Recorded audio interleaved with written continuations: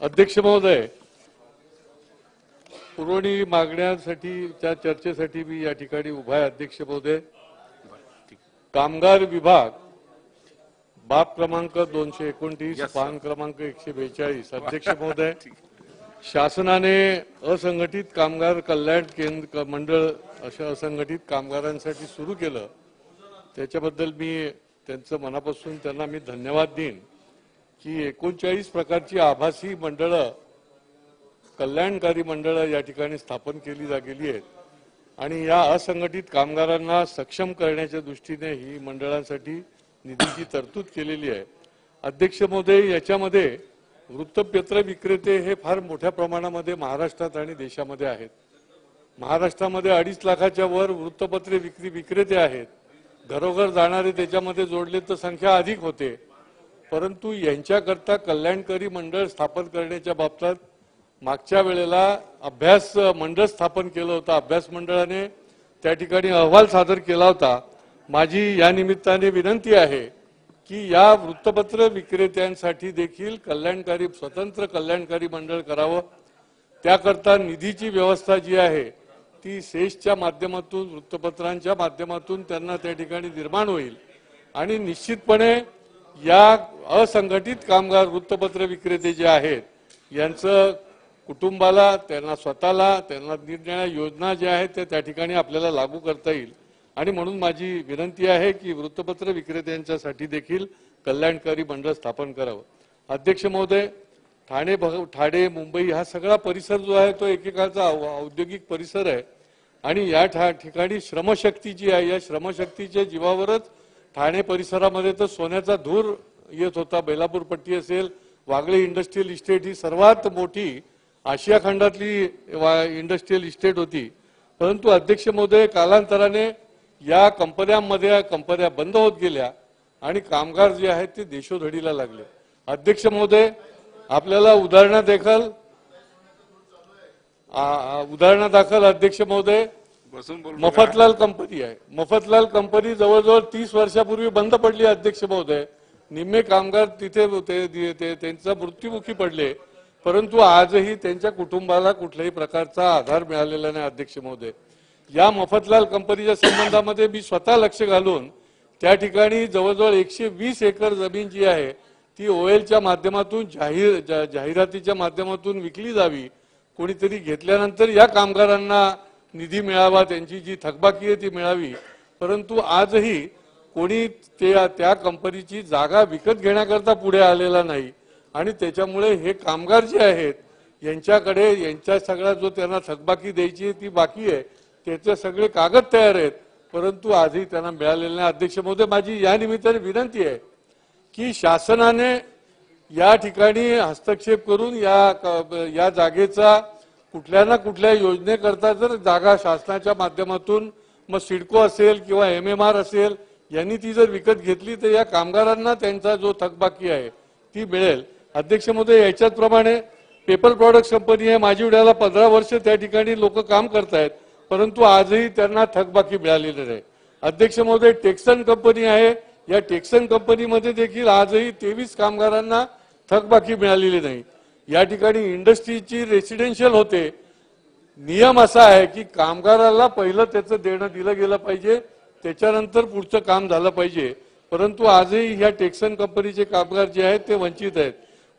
Bombay wire rope नावाची company आहे. अध्यक्ष महोदय, कोलशेत भागामध्ये या ठिकाणी कंत्राटी कामगार म्हणून 15-15 वर्ष काम करत होते. त्या ठिकाणी बिल्डरने काम सुरू केलं, त्या कामगारांनी थांबवलं, परंतु आजही या कामगारांना त्यांनी शब्द दिलेला पाळला नसल्यामुळे त्यांना थकबाकी मिळालेली नाही. माझा प्रश्न आहे की त्या ठिकाणचे कामगार उपायुक्त असेल, त्या ठिकाणचा कामगार आयुक्त काय करतात? त्यांनी या कामगाराच्या हितासाठी काम केलं पाहिजे. त्याच्याकरता जी पत्र दिली जातात त्याची देखील दखल घेतली जात नाही आणि त्याच्यामुळे त्यांना न्याय देण्याचं काम हे दिलं गेलं पाहिजे. एकीकडे इमारती होतील, परंतु हा कामगार जो आहे हा त्या इमारतीकडे बघत त्याची थकबाकी मिळाली नाही म्हणून त्या ठिकाणी अश्रू ढाळत बसणारे. अध्यक्ष महोदय, त्याचप्रमाणे अध्यक्ष महोदय, इंडियन रबर कंपनी आहे वागळे स्टेटमध्ये.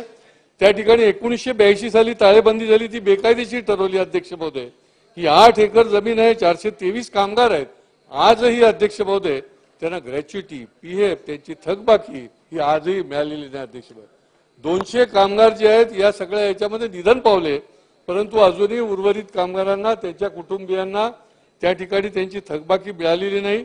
आणि मी आता तर असं ऐकलं की क्लस्टरसाठी या कंपनीची जागा घेतली जाते. माझी या निमित्ताने मागणी आहे, या कामगारांना जोपर्यंत त्यांचा थकबाकी मिळत नाही तोपर्यंत ही जागा जी आहे ती शासनाने कदापि क्लस्टरसाठी त्या ठिकाणी टेम्पररी वापरासाठी दिली जाता कामा नये. 400 कामगारांची उपासमारी होणार आहे त्यांच्या कुटुंबाची. आणि या संबंधी मी या निमित्ताने मंत्री महोदयांना विनंती करेन की तातडीने याच्या संबंधी आपण बैठक घ्यावी आणि या कामगारांना न्याय देण्याचं काम करावं. अध्यक्ष महोदय, घरेलू कामगार हे 50 लाखाच्या वर आहे. घरेलू महिला कामगार तर फार मोठ्या प्रमाणात. अध्यक्ष महोदय, या घरेलू कामगारांचं जे मंडळ आहे, कोर्टाने अध्यक्ष महोदय आदेश दिलेले आहेत की हे 30 सदस्यीय मंडळ ताबडतोब स्थापन केलं जावं. परंतु आजही या घरेलू कामगारांचं 30 सदस्यीय मंडळ स्थापन केलं गेलेलं नाही. आणि त्यामुळे माझी मागणी आहे की या निमित्ताने तातडीने हे 30 सदस्यीय मंडळ स्थापन करून त्यांना न्याय देण्याचं काम व्हावं. अध्यक्ष महोदय, किमान वेतन कायद्यामध्ये त्यांचा समावेश व्हावा याच्यासाठी देखील त्याची सातत्याने मागणी आहे. मी अनेक वेळेला त्यांच्या सभांना गेलेलो आहे आणि ती मागणी त्यांची पूर्ण केली गेली पाहिजे. अध्यक्ष महोदय, एसटी कामगारांच्या तर अनेक मागण्या आपल्या सभागृहामध्ये जे निवृत्त झालेले आहेत किंवा आज आहेत या आपल्या सभागृहामध्ये चर्चेला गेलेले असतात. अध्यक्ष महोदय, दुसरा एक मोठा वर्ग जो आहे तो कंत्राटी कामगारांचा वर्ग आहे की जो विविध स्थानिक स्वराज्य संस्थेमध्ये आणि अन्य ठिकाणी काम करतो. 10, 20, 25 वर्ष काम करतो. परंतु ज्या वेळेला त्या ठिकाणी रिक्त जागा निर्माण होतात, नवीन भरतीची वेळ येते, त्यावेळेला हे कंत्राटी कामगारांना बाजूला ठेवलं जातं आणि नवीन भरती केली जाते. अध्यक्ष महोदय, माझी विनंती आहे की शासनाने हा एक धोरणात्मक निर्णय घ्यावा की हे जे कंत्राटी कामगार काम करणार आहेत हे असुरक्षित पण आहेत, त्यांना सुरक्षेची पण हवी दिली पाहिजे आणि त्यामुळे त्यांना पहिले प्राधान्य दिलं पाहिजे. कोविडच्या काळामध्ये आरोग्य सेवेमध्ये अध्यक्ष महोदय ठाण्याला तर निरनिराळ्या हॉस्पिटलमध्ये, मग छत्रपती हॉस्पिटल असेल किंवा अन्य हॉस्पिटल, कंत्राटी कामगार, नर्सेस, वॉर्ड बाय, सगळ्या प्रकारचे कामगार जे आहेत ते अनेक फार ज्याला म्हणते जोखमीचं काम करत होते आणि आजही त्यांना ठेवलेलं आहे. परंतु त्यांना दर 2 महिन्याने 5 महिन्याने त्यांना रिन्युअल केलं जातं. माझी विनंती आहे की आपण एकीकडे शेकडो कामगारांची भरती करणार आहात तर यांना आपण प्राधान्य का नाही देत, यांना आपण प्राधान्य दिलं पाहिजे. अशा प्रकारची अध्यक्ष महोदय माझी मागणी आहे. त्यांना कायमस्वरूपी करण्याबाबतमध्ये या संबंधामध्ये विचार केला पाहिजे. अध्यक्ष महोदय, सफाई कामगार, आपली 4 मिनिटं पण नाही झाली. अध्यक्ष महोदय, बोला. अध्यक्ष महोदय, सफाई कामगार हा मोठा घटक आहे. या सफाई कामगारांना देखील आपण कंत्राटी पद्धतीने आता घ्यायला लागलेले आहोत. पण जे मूळ सफाई कामगार आहेत त्यांचं ना कामगार आयुक्त त्या ठिकाणचे उपायुक्त ऐकत, ना त्या महापालिकांमधले आयुक्त ऐकत. आणि यामुळे या सफाई कामगारांचे अनेक प्रश्न, ठाणे महापालिकेमध्ये तर अनेक प्रश्न, त्यांची हक्काची घरं आहेत, त्यांची यादी त्यांच्याकडे आहे, त्यांना घरं दिली जात नाहीत. त्यांना त्या ठिकाणी ते मागणी करायला गेलं तर त्यांना विचारलं जात नाही. अध्यक्ष महोदय, वारसा हक्काचा तर विषय लाडेपाके समितीचा तर मागच्या वेळेला सभागृहामध्ये आला होता. जो म्हणून घाणीत काम करणारा आहे त्या प्रत्येक कामगाराला अध्यक्ष महोदय वारसा हक्काने काम मिळालं पाहिजे, नोकरी मिळाली पाहिजे. अशा प्रकारची शासनाचा लाडेपाके समितीचा भूमिका आहे.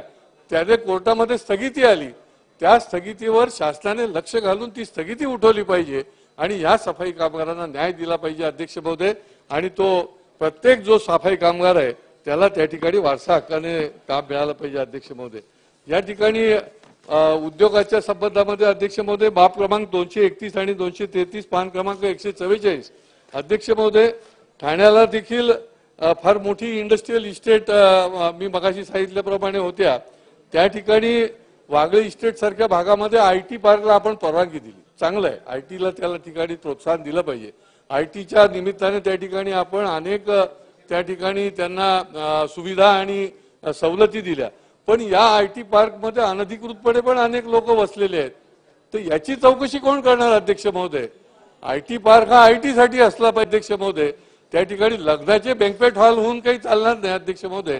आणि त्याच्यामुळे या संबंधामधल्या शासनाने तातडीने या संबंधात कारवाई करावी. अध्यक्ष महोदय, उपवन भागामध्ये लघु आणि उद्योग सूक्ष्म उद्योगाची 35 वर्षापासून त्या ठिकाणी शेकडो उद्योजक आहेत. त्यांना त्या ठिकाणी टायटल क्लिअर नसल्यामुळे त्यांना कुठल्याही सुविधा आणि सवलती मिळत नाहीत. अध्यक्ष महोदय, आता जे इस्रोच्या माध्यमातून त्या ठिकाणी अनेक प्रकारची जी मटेरियल गेली ती इथल्या या छोट्या उद्योजकांनी देखील त्याच्यातल्या अनेक मटेरियल जे आहे ते पाठवलेली आहेत. आणि म्हणून माझी विनंती आहे की शासनाने पुढाकार घेऊन ज्या ज्या प्रॉव्हिडंट कंपनीच्या मालकीच्या असतील, काही जागा खाजगी मालकीच्या असतील, परंतु हे जर त्यांना क्लिअरन्स मिळाला तर त्यांना सर्व सवलतींचा देखील निश्चितपणे फायदा होईल. एरोडाय कंपनीच्या अध्यक्ष महोदय, या ठिकाणी 32 उद्योजकांना 30 वर्षापासून त्या ठिकाणी काम करतायत. आज क्लस्टरच्या माध्यमातून त्या 32 उद्योजकांना काढण्याचा घाट घातला जातोय. MIDCच्या कडनं नोटिसा दिल्या गेल्या जात आहेत. महापालिकेकडनं या 32 उद्योजक जे छोटे आहेत तिथे शेकडो लोक काम करतात. करोडो रुपये या ठिकाणी खर्च झालेले आहेत. तर यांना कोण वाचवणार? आणि म्हणून शासनाने हे लघु असतील, सूक्ष्म असतील, छोटे उद्योजक त्यांना देखील आपण वाचवावं आणि लघु उद्योजकांना प्रोत्साहन देण्याचं जे काम आहे केंद्र शासनाचं आहे, राज्य शासनाचं आहे, तर त्याच्या संबंधी देखील अध्यक्ष महोदय एक धोरण निश्चित करावं अशा प्रकारची विनंती करतो. धन्यवाद. अध्यक्ष महोदय, वारसा हक्काचा तर विषय लाडेपाके समितीचा तर मागच्या वेळेला सभागृहामध्ये आला होता. जो म्हणून घाणीत काम करणारा आहे त्या प्रत्येक कामगाराला अध्यक्ष महोदय वारसा हक्काने काम मिळालं पाहिजे, नोकरी मिळाली पाहिजे, अशा प्रकारची शासनाचा लाडेपाके समितीचा भूमिका आहे. त्याने कोर्टामध्ये स्थगिती आली. त्या स्थगितीवर शासनाने लक्ष घालून ती स्थगिती उठवली पाहिजे आणि या सफाई कामगारांना न्याय दिला पाहिजे अध्यक्ष महोदय. आणि तो प्रत्येक जो सफाई कामगार आहे त्याला त्या ठिकाणी वारसा हक्काने काम मिळालं पाहिजे अध्यक्ष महोदय.